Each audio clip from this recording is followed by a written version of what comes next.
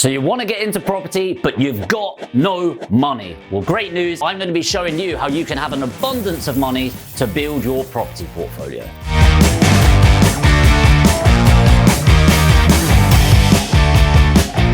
You may have heard the term, your network is your net worth. And ultimately, this is true in property. The amount of money that you have flowing through your bank account, the easier it's going to be to build a portfolio.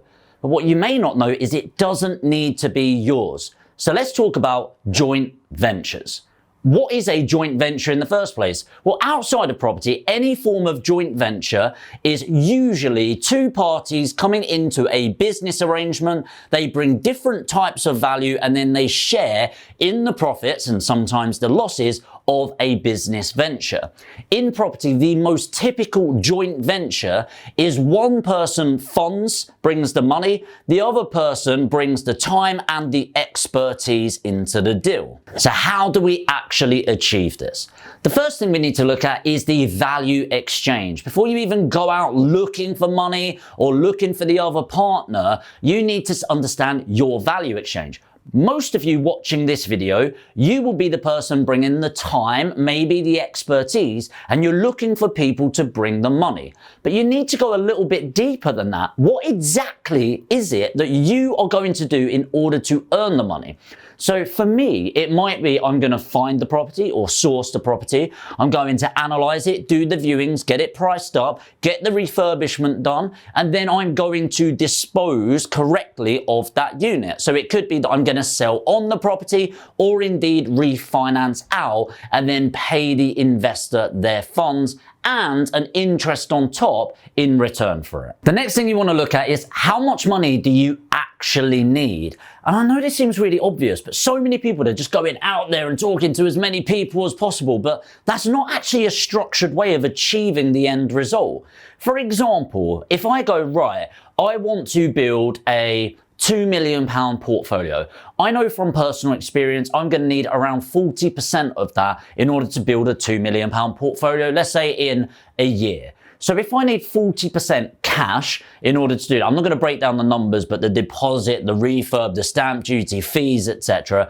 I'm going to need 40% of that 2 million, which is 800,000. Great. So if I know I need 800,000, who am I actually going to target? Is it going to be 8 people with £100,000? Or is it going to be 16 people with 50,000? Is it going to be 32 people with 25,000? For me personally, I don't really want to be messing around with anything less than 100 grand nowadays, but go back a few years, maybe I would have done 50,000 a piece. But the better you know your outputs, the better you know your inputs. And then you can understand your target market, also known as your avatar, and you can start marketing properly between them. But before that, you need to understand, are you really looking for a joint venture or are you looking for a loan? They are slightly different and a lot of people get mixed up. The key for you is there are some rules around how you can market to them, these potential investors, and how you can onboard them in the first place. So let me just give you the basics. A loan or a bilateral loan agreement is a one-way loan from the investor to yourself as the borrower, and you will pay back that loan, assume the risk of the loan, pay them back with an interest. And it should be irrespective of the outcome of the project. For example, Liz lends me £100,000 for a 5% interest per annum. Let's say I borrow it for a year and the idea is to purchase and dispose of XYZ Street, which doesn't exist. And then at the end of the year, however that project goes, whether I make as much money or less money or I even lose money, at the end of that year, I have to pay back Liz that 100,000 plus the 5,000 or 5% in interest. It's really important to understand this because you are liable for the return of that. And a lot of investors will want some form of security, which dependent on your experience and your track record could range from a personal guarantee, which means if they're loaning to your company, you are personally guaranteeing that loan so they can come after you personally, all the way up to a full charge on the property. A joint venture is slightly different. A joint venture has a lot of conditions around it, and the biggest of which is they will get a share of the uplift, the profit, but they're also sharing in the risk. And this is really important. The country that we're in, the UK, factors in with a loan that the average retail investor understands the risk of a loan, but maybe doesn't understand the full risk of a joint venture. The reason for this is you could end up paying the joint venture more. For example, let's say Liz gives me that 100 grand, and instead of paying her 5%, I say, hey, you can have 50% of the profits. Let's say at the end of the year, after disposing of the property, I make £20,000. Liz is going to get her 50% share of that. So she actually makes 10%. Now here's the thing, if I make 30,000, Liz is now going to get 15,000, 15%. But let's say it goes wrong and I only make £5,000. Well, I'm sorry, Liz, you're going to get 2,500, or even worse. Let's say I lose money, then Liz is losing money also. So there is a share of the profit and a share of the loss. For me as the borrower, especially as a newer candidate to property, what it means is it's going to de-risk me. And I really like joint ventures at the start of my journey because it's very little risk. What you do need to be aware of though, is that Liz would need to be considered as a sophisticated or a high net worth individual. A high net worth individual, the definition changes at any point, but you can go on the government website and look for that. And also a sophisticated investor, there's a lot of loopholes that can make somebody a sophisticated investor.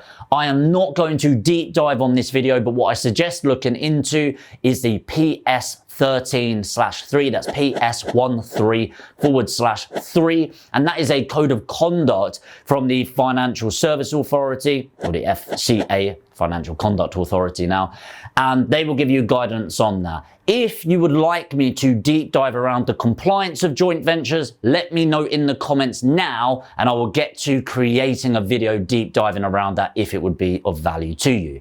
But what you need to understand is you cannot market deals on a joint venture basis until you have qualified Liz, in this case, as a sophisticated or high net worth individual. The next thing I look at is how am I going to attract them? There are a lot of ways, and the easiest thing to think of is the 3-foot rule. So the 3-foot rule is a very basic, tell anyone within 3 foot of you what you do. And please don't be weird walking around going, hey, I'm a property investor, can you give me money? That's just weird. You will get locked up. But what I mean is when somebody goes, oh, so what is it you do? Oh, I actually help people with as little as 50 grand get some passive income by investing that in property. Oh, really? Tell me more. See, that's a little less weird when you're down the pub talking to Gladys, all right? So don't be weird about it, but tell everyone what you do, because honestly, you don't know who around you, friend, family, friends of friends, has that 50, 100 grand where they go, do you know what, I've been thinking about investing in property, but I don't know what I'm doing. Could we have a chat? In general though, there's offline marketing techniques. So going to network events, BNI, which is Business Network International. There's business networking events. There's property networking events, PPN, PINs, loads of them over the UK. Or if you're like me, I massively love social media. And I love online media in general. This YouTube channel was obviously created for you, but what it also does is build my brand. And hopefully if you're new to the channel, for example, and you're watching this video, you might hit the subscribe button. Hit the subscribe button, right? And then you watch more of my videos, and that's building credibility. And then at some point I might go, hey, I'm doing a finance raise, I'm looking for 5 million. If you've got 100,000, just put 100K below and I'll be in touch. Don't put that right now, I'm not looking for finance right now, but you get my point. So because of that credibility, and what I like doing is following what I call the ACE model: awareness, communication, extraction. So post regularly and consistently. And I'd say consistency is the key to this. A lot of people, they'll go out there and they'll post 2 times a day, go, go, go, go, go. And then they hit it and quit it. Within a 2-week period, they've just stopped posting altogether. You're much better off going, right, I'm going to post on Mondays and Thursdays every single week. And this is going to build awareness. Now, what I'd recommend you don't do is stop pretending to be an educator. So many newbies to property seem to go out there trying to educate people like they're the expert. You're not. People will see through it. And it's okay to not be an expert. Every master was once a disaster and every winner was once a beginner, right? So you need to go out there, and what I like doing is what Gary Vaynerchuk recommended is document, don't create. So instead of going out there and doing videos like this where I am creating content, which now I'm in a position to create value and give value to that, but 5-10 years ago, maybe I wasn't. So what I then do is more of a vlog style. So say I had the media team that I've got now, but I was new to property and maybe I had a business funding this, I just have them following me around all the time. And I do more vlog content. So you're seeing day in the life of, you're seeing me putting in offers and all of that sort of thing, because activity breeds activity. That's the awareness. Then the communication stage is everyone that engages in your post, hit them back saying, hey, thanks for commenting on my post. How long have you been interested in property now? Start the dialogue, and then within 3 messages, extract them. So within 3 messages, you want to be saying, hey, by the way, I'm actually looking for 50K right now per investor, or I'm looking to raise funds right now, 50K per investor. Do you have those funds, and do you think it's worth us having a chat? Get their name, number, email, get on the phone and start a dialogue. Next is vet them. So you've had conversations with your investors. You do not need to rush into this and get married. Buy them a drink first, for God's sake. So instead of going all in, vet them. So what I did at the beginning, and I can near guarantee you're doing right now, is you're putting money on the pedestal. Right? And it's just not something to be glorified.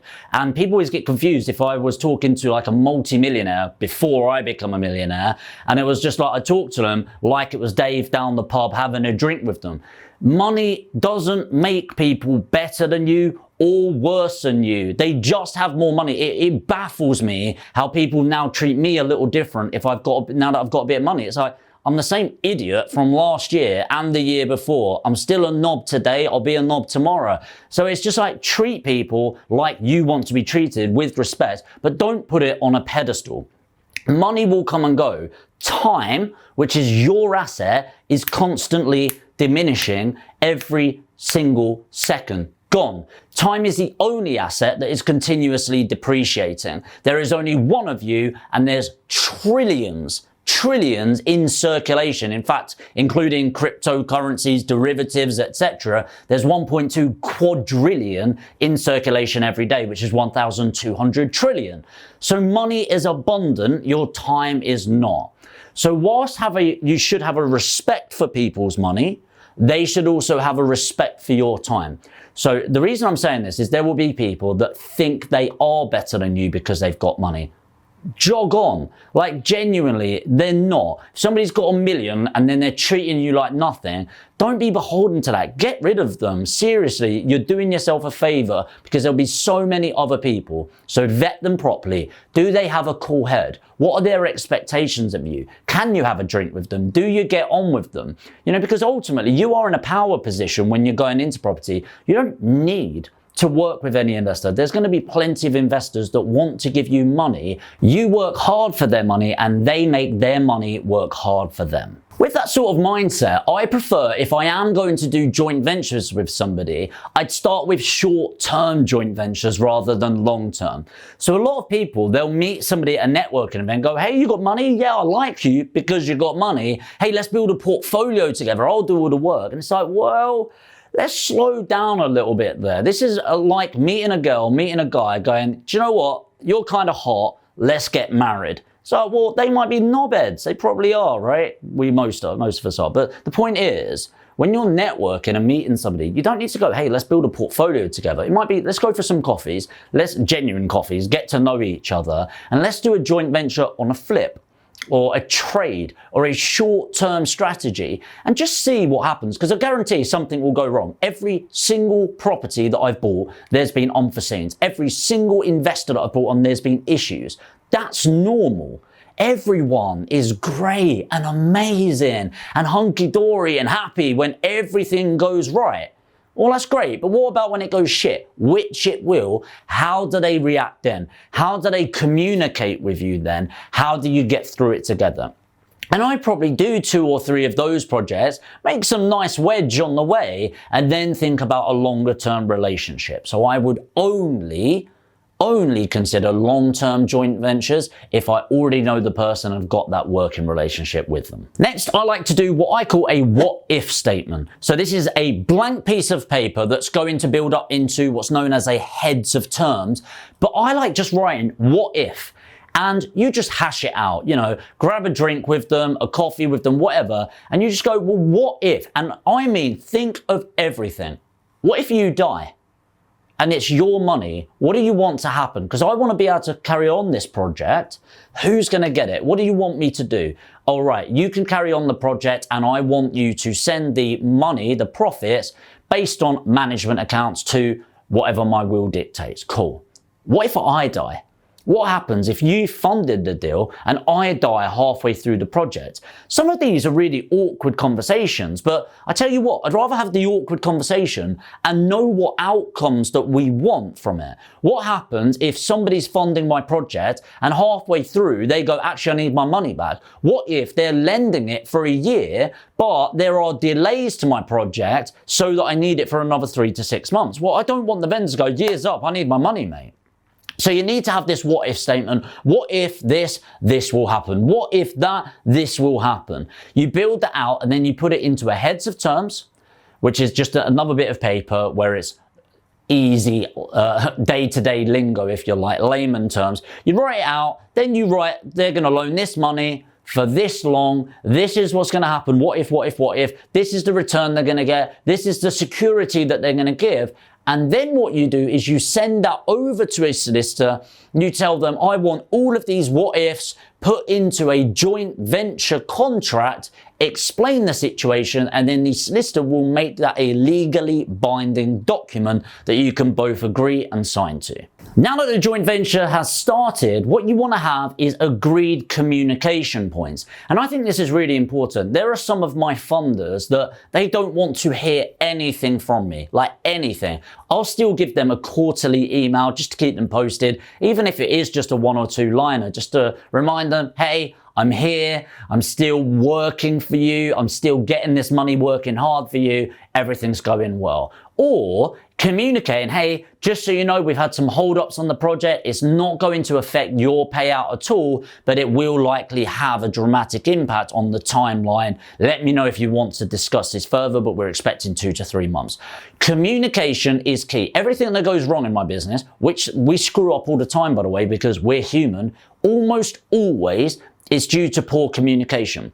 When things are going really well, it's not that everything goes wrong. I'm in property. It goes wrong all the time, but it's because of great communication, okay? And this is the same wherever we've got 5-star reviews, it always mentions great communication. If we ever get 4 stars or the dreaded 3-star, which we've had one of, it was because of poor communication in something, because we're human. So always over communicate through the process. And then the final part that you need to be aware of with a joint venture is the exit.